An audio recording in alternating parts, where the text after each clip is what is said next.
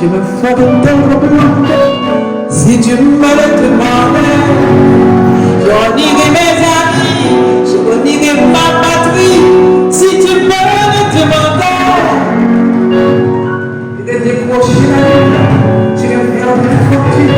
Si tu me le demandais, on peut rire de moi, je ferai mon toi. Si tu me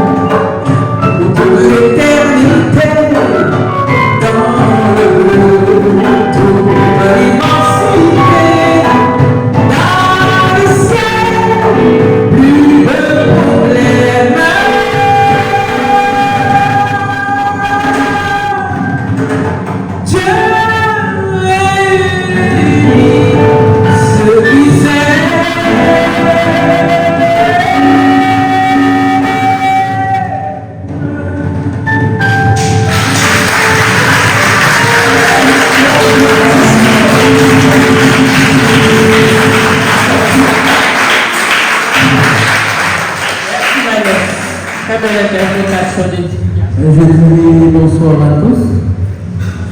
On est entre nous, le protocole n'a pas beaucoup d'importance. Ce qui est le plus important pour nous cet après-midi, c'est ce que M. Garin nous dira concernant le thème qui a été choisi cette année pour la commémoration du 27 mai.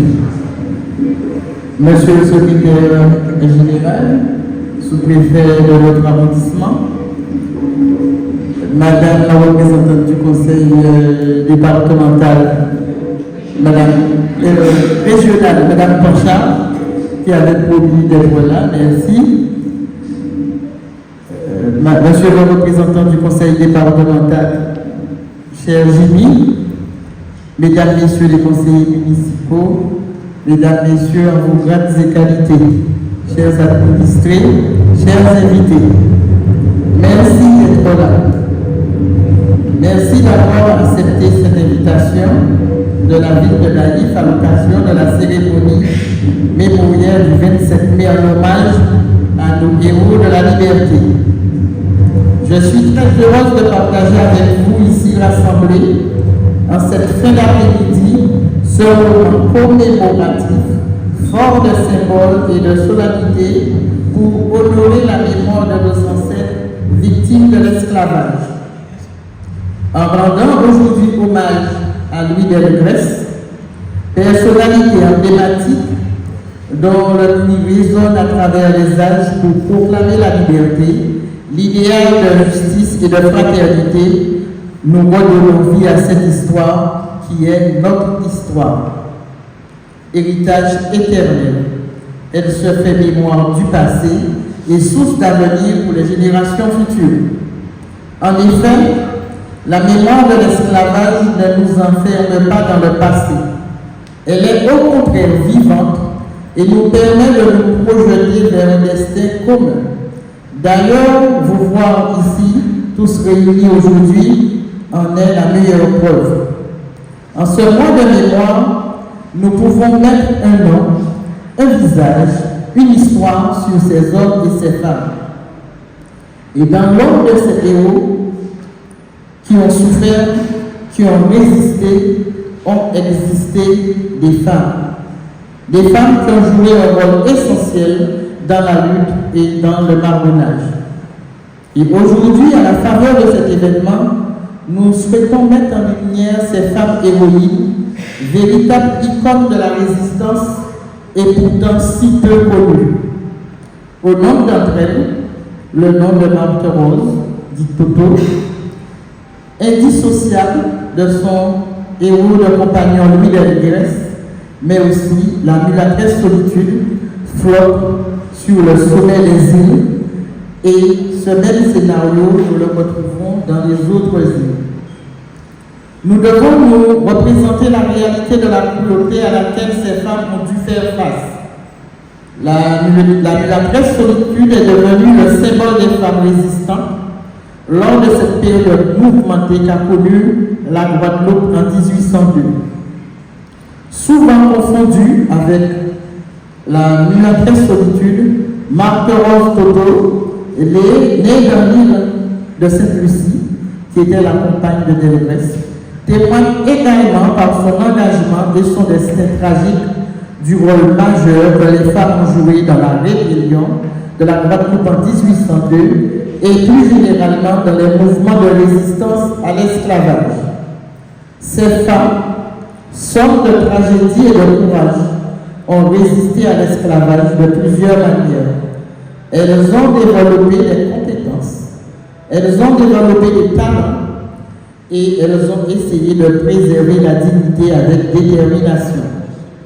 Elles ont payé une lourde tribut, mais malheureusement, leur histoire reste peu connue.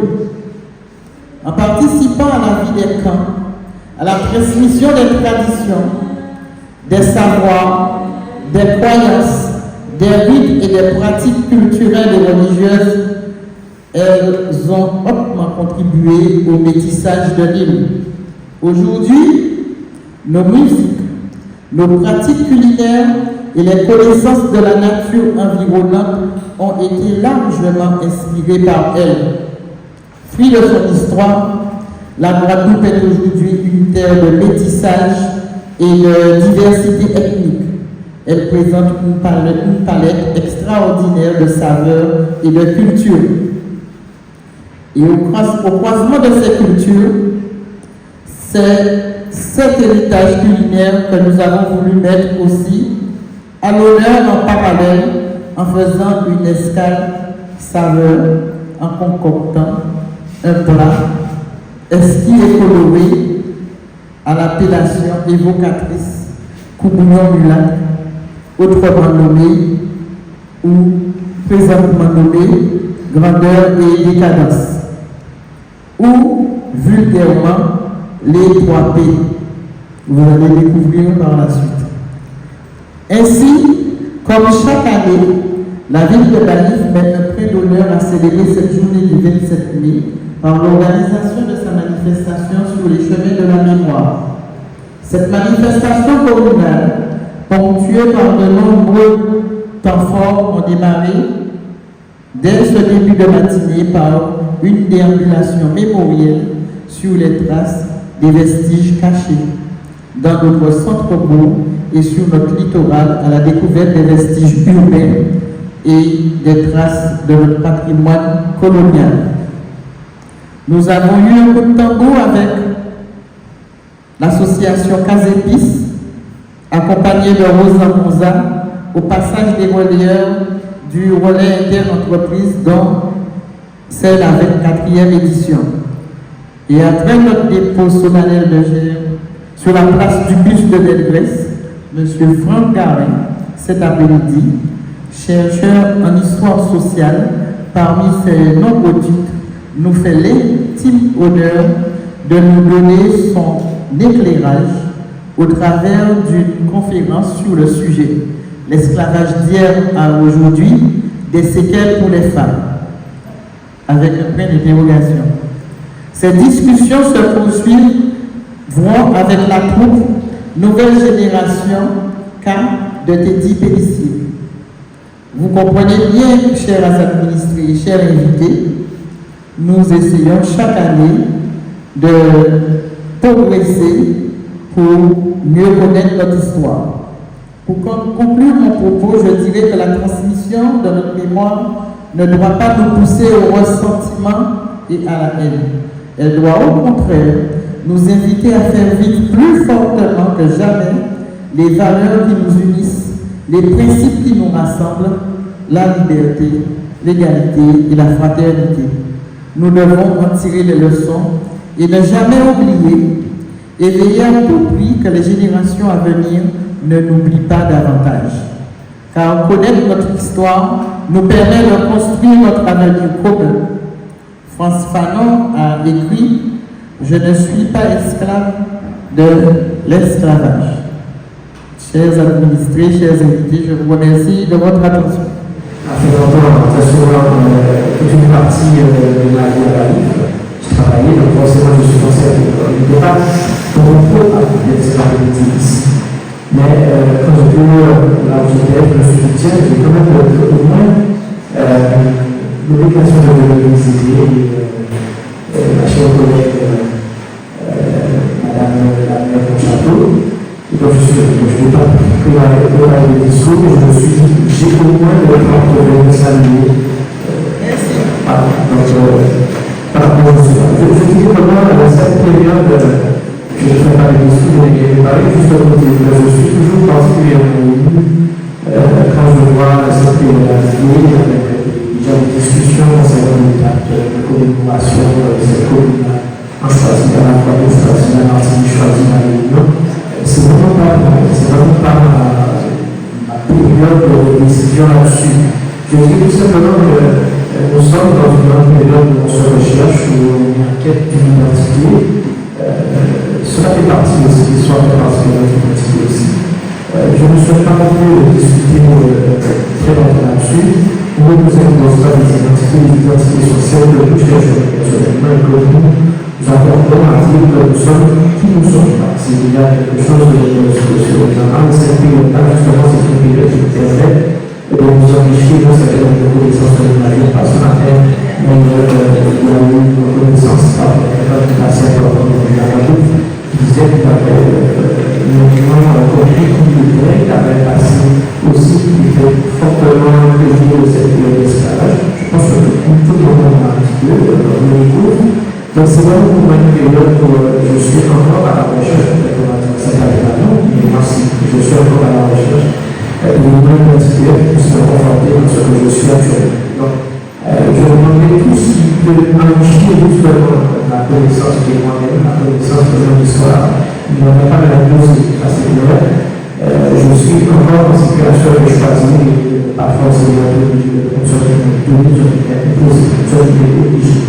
donc, ce que j'ai appris, c'est que je souhaite effectivement le Guadeloupe s'approprier ces périodes-là pour pouvoir réfléchir, entendre, choisir, retenir, et pas forcément toujours dans la situation d'être obligé de choisir des choses qui ne sont pas comprises ou alors qui n'ont pas forcément arrivé. C'est ma conception à moi et je ferai savoir là où je suis par rapport à cette période. Je ne suis pas suiviste dans une situation. Il faut que nous profitions de tout ce que nous avons dans les livres pour mieux connaître notre identité, mieux connaître notre histoire. Et ça, c'est chaque année, nous avons cette occasion-là. Je suis dans cette posture-là. C'est de pouvoir toujours profiter, d'être toujours ému par cette période, d'être toujours ému par ces personnes, par des presse, par les gens, par la presse culture. Si, mais sans vouloir être obligé de dire ce qu'il faut de nous fassions. Voilà. C'est peut-être un petit peu, ça détonne un peu de tout ce qu'on a entendu depuis ça depuis hier. Mais c'est juste la conception à la situation, la conception à où on vécu et actuellement sur le jour de vie, cette situation-là comme cancer. Merci beaucoup de ceux qui vont nous voir et qui vont accepter que je sois dans cette posture-là, qui essaie de profiter de cette occasion-là pour bien comprendre que je suis et comment on peut s'organiser sur le plan de l'identité. Merci beaucoup, chers concitoyens, chers administrés de la LIF. Bonsoir, Madame le maire, chère Marie-Evelyne, Monsieur le secrétaire général, M. Tubul, représentant de l'État, du préfet, Madame la représentante de la région, chère Marius, Monsieur le représentant de l'association des maires de Vieux-Fort, chère Éric André, Mesdames et Messieurs, en vos grades et qualités, Madame le maire, merci. Merci pour l'invitation, merci pour cette belle initiative.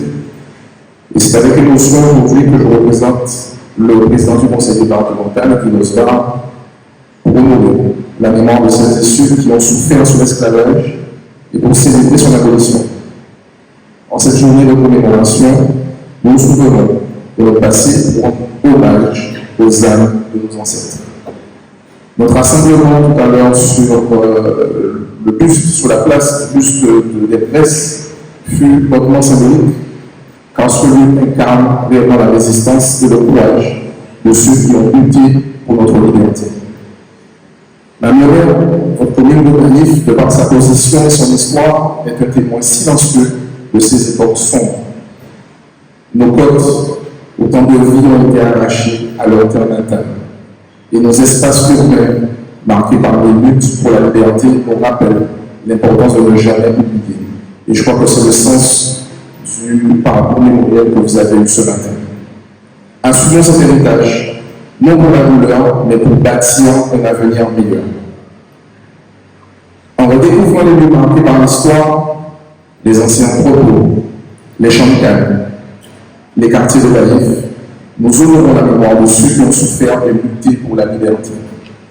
Chaque pierre, chaque ruelle porte une part de cette histoire. Transmettons cet héritage aux générations futures pour qu'elles comprennent notre identité, nos valeurs et apprennent la résilience et le courage de nos ancêtres. Aujourd'hui, en parcourant ces vestiges, nous rendons hommage à ces femmes et ces hommes, rappelant que leur combat pour la dignité et la liberté résonne encore en nous. Que cette commémoration soit notre manière de dire à nos ancêtres: nous n'avons pas oublié et nous poursuivons avec ferveur vos engagements. Je vous remercie. Merci, bonsoir à tous. Madame Muriel, je n'avais pas prévu de faire mon discours. Je suis venue en tant que basse-terrienne à cette manifestation parce que, effectivement, je trouve particulièrement pertinent le choix que vous avez fait en demandant à Fond-Berlin de faire une intervention sur, effectivement, les séquelles de l'esclavage, parce que c'est une histoire. Pour certains, on a l'impression que ça fait très longtemps, 1973 ans. C'est-à-dire que nous tous, ici présents, si on regarde un peu notre arbre généalogique, on va trouver un ancêtre qui était effectivement esclave.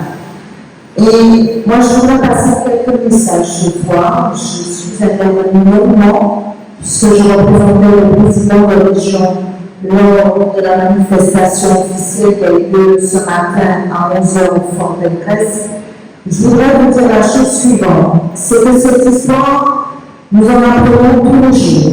Et c'est la raison pour laquelle le Conseil régional soutient fortement la recherche avec effectivement un établissement comme le Memorial Act. Parce qu'il y a des histoires oubliées.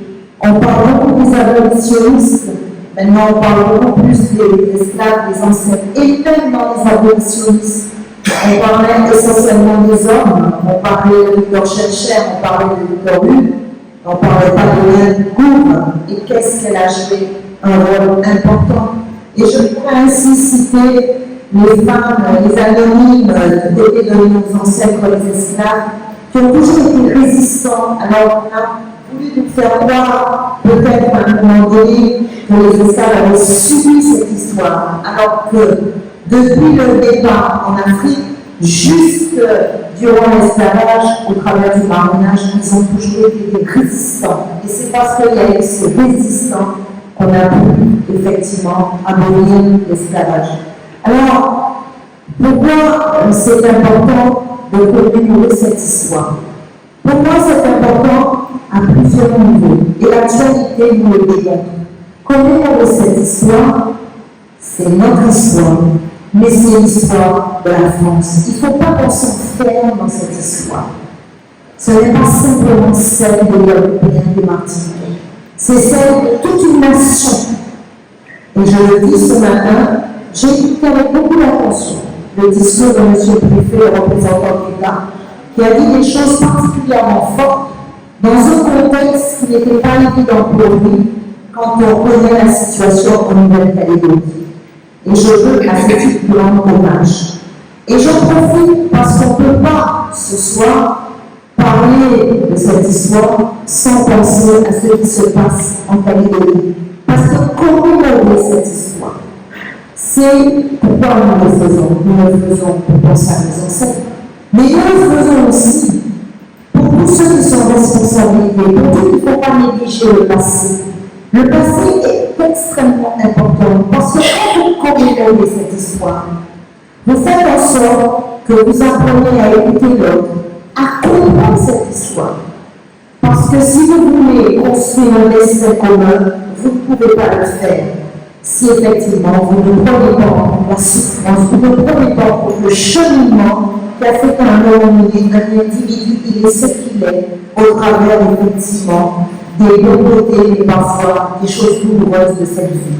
Donc moi je voudrais vraiment, au moment où le monde est en train de perdre ses repères et on a le sentiment qu'il n'y a que le rapport de force qui permet effectivement d'imposer les schémas de développement, d'imposer un point de vue.